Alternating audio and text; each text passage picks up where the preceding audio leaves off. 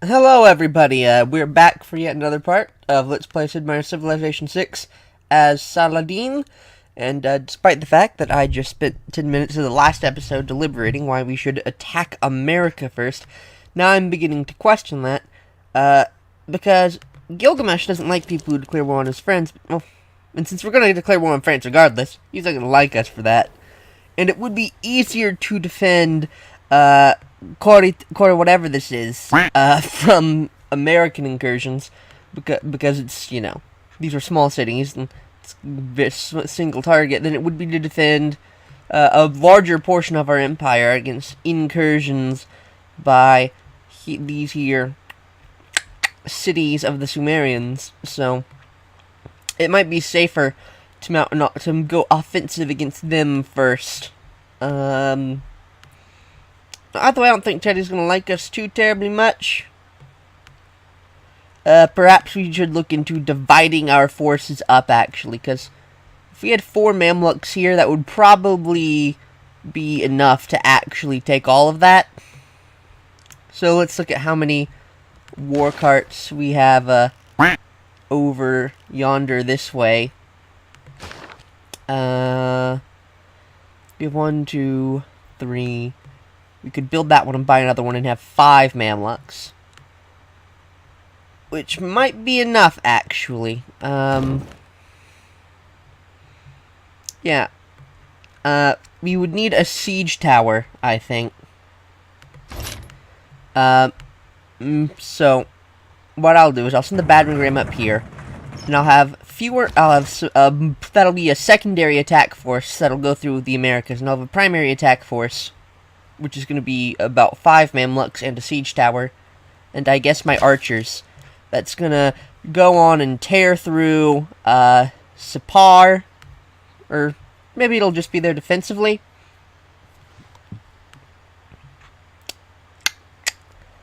It's an interesting question. I don't know, if I could buy open borders from Gilgamesh, maybe I could send a chariot through there. It is a difficult question indeed.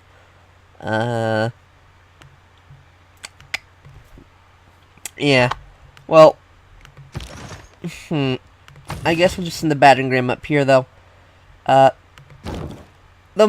I probably could just, with 4 Mamluks into battering ram, take Philadelphia, New Orleans, Charleston, and Washington. So it might be better to do this strategy just because it'll be, more efficient. And I could maybe send my Mamluks through to Amsterdam and run through France, going back that way. I don't think so, though. Well, we'll, again, think about it. We're just gonna send these heavy chariots over to Damascus. And we'll send our archers over, too. Well, so again, it'll be the primary force. Now then. Do I have a source of crabs? Well, crabs are only a bonus resource. I thought they were a luxury. Oh. So my bad. I described them as a luxury in the first episode, and I guess they aren't. Well, what a mistake. Let's open up our yield map, see if these are improved. That's the wrong click. There we are. I think the crabs are improved. But those pearls aren't. Those pearls are. I guess I could go improve a second pearl to have that for trading purposes. Let's see if there's any other cool resources we could improve. Nothing really. Is that banana improved? I think it is. I can't. Or, yeah, it is, because plantation is too golden. That pillage child doesn't have that. Well, we'll take this builder, and with his last charge, we'll have him run over and hook up that extra pearl so we can have something to trade to other civilizations. Because trading, if you have extra copies of luxuries, they don't give you any extra happiness. They did in lower difficulties of Civ 5, they gave you extra happiness. But they don't now. And so they're really useless unless you trade them away. So, yeah, so thus, obviously, you just get extras and you trade them away to the AI, traditionally, for gold. So, I guess that's what we'll try and do.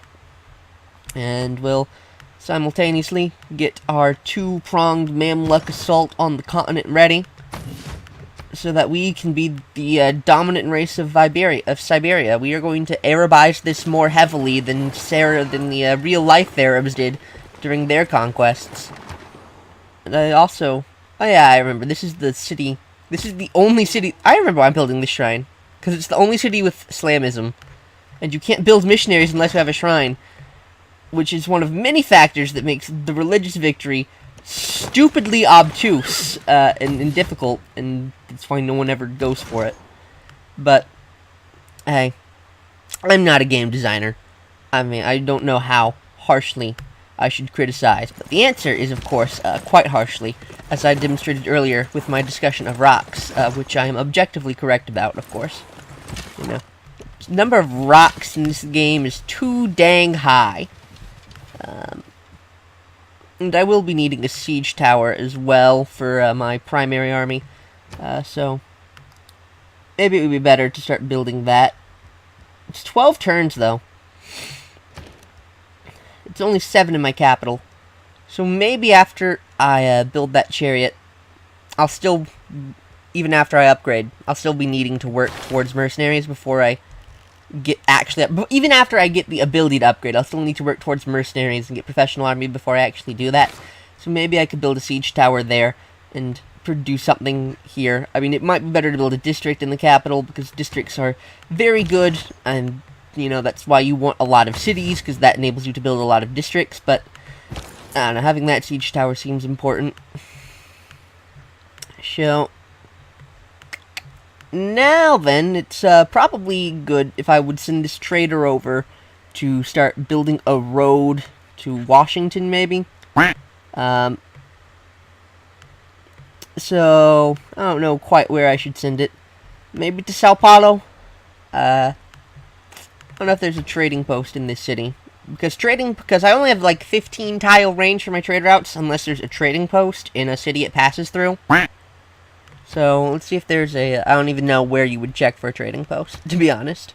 Oh, it says trading posts. No trading posts exist in Kyorita. What about Rio? Are there any trading posts in here? No trading posts exist. Alright, well, I guess I'll just have to send this trader all the way up to, Kyorita, just so that I have a fast movement. I mean, it's, like, all flat terrain. But, you know, it'll make crossing the river easier, I guess. So, we're gonna go with that. And this settler does not know where it wants to be. So that's fine with me. I'm fine if I'm not getting intruded upon with more cities that I may or may not have to bother conquering later. You know... I was probably going to build a city around here, which I think I can still do. Just let me check. Execute that. Check my map options. Well, I turn that off. And show the grid. I don't like the grid, actually. Settler lens. That's it. I need to go to lenses. Yeah, there we are. And I just realized that I forgot my episode timer, but that's alright. I have a little clock at the corner that I can use. So yeah, I could still settle right here, and that would be good, actually, because we get lots of housing and some truffles and all that. So I'll probably want to, yeah, excuse me. Put a city there. Yeah, I'll do that eventually. Not right now. Anyway, Hayton. Hayton is ready to construct its first district. Very pressing question, that. Harbors. Harbors give you an extra trade route, but only if the city doesn't already have a commercial hub. Now what this really does, this was meant to make it so that trade routes were less powerful, but all it really does was make harbors a lot less useful. So yeah, I'm not entirely fond of that. We're going to send this trade route to Washington, because I guess now's as good a time as ever to explain what trade routes do.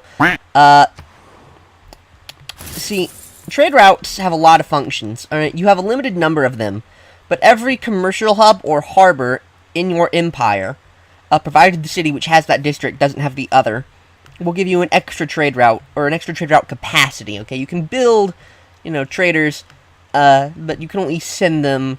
Well, you can't build traders, but sometimes if there'll be weird glitch moments, if you're constructing 2 traders or something, and you can have more traders than your trader route capacity, but generally that's not a thing that'll happen.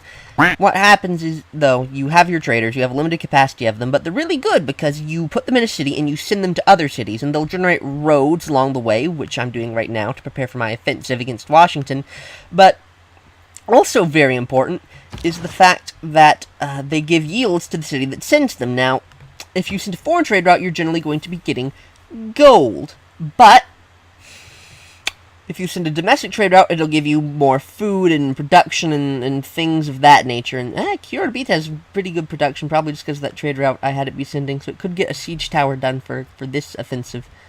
I might instead just go for building a heavy chariot here to supplement my army on this front. Siege tower is tempting, but I will be having a battering ram. Where is the battering? Yeah, I might just settle for getting another heavy chariot ready for the upgrade. It'll mean that there's a very unnecessarily large army, but that's fine. It's more heavy chariots than I'll need, but I could always rendezvous against Iraq or something. I mean, they're not going to be wasted hammers, I'm going to move this guy out of here so we can move our heavy chariot in. Which I don't have any iron to upgrade the first named unit, unfortunately. But there's not much you can do about that. So we're going to build a heavy chariot. He wants to give me incense for open borders. He has no money, really. See if he can give us his 1 gold too. We'll accept that. And we might declare war on him, or we might not. Actually, now might be a good time to have our heavy chariot go exploring and see if it's a valid option to just walk around his city. He doesn't seem to have too terribly many units, so it would be all right to have our Mamluks just kind of walk through to Europe. That'd be doable. All right. So, building a heavy chariot there, or we're building a heavy chariot in Karabita, is what I mean, not in Cairo. Cairo is going to go build our lovely siege towers. Machinery, I could go and work on machinery a little bit. Let's see if I can get this heavy chariot out any faster. No, I can't. That's not what I wanted. That's worse, too. Mathematics would be useful, military engineering, they're all lovely little things to get. Yeah, well. How far am I from getting mercenaries up? 7 turns. Well, none of these techs are going to be done in... When combined in stirrups, none of these are going to be done in 7 turns. Well, I guess if I did mathematics, actually. So... that one's useful for getting education, at least, which doesn't give me anything, because I get my universities with theology, but it leads to nice things. It leads to banking, that's more gold, which is nice, and astronomy. Alright, so, yeah, there's good stuff we can do there. Rio de Janeiro. Probably gonna repair some things here, is all. It is capped on housing, but it's not super important. I guess we'll repair the monument. I mean, it's a 2 out of 28, 1 out of 14, whatever number that is, bonus to our culture. So yeah, that's fine. And we'll just get everything ready for our Mamluk invasion of the world.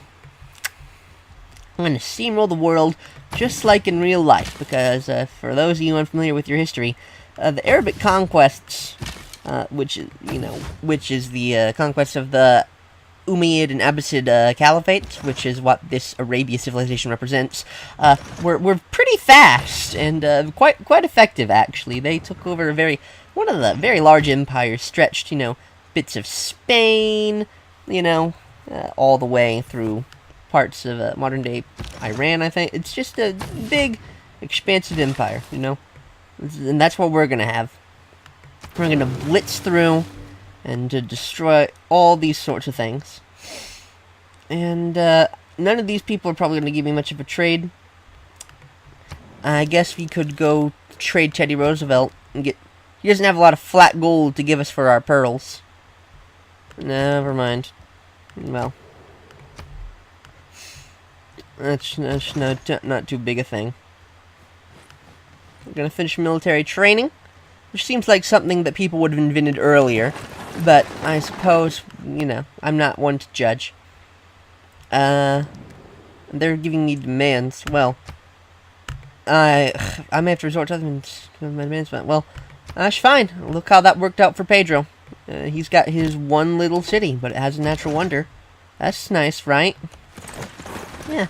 I guess it would be possible then to just have our Mimliks walk through to Uruk, to Uruk. I'm confused because Uruk is a Sumerian city, and I'm debating whether or not I need to conquer the Sumerians. We can go to Uruk without having to worry too much about the war of declaring this. Train horsemen, probably not going to do that, but it is. Well, I guess Buenos Aires seems like it would be useful, so we're going to go that, because it's going to be a lot of amenities. Because we have improved bonus resources, copper, and stone, and all that, so... And crabs, wheat. That's a good number of amenities, actually, jeez.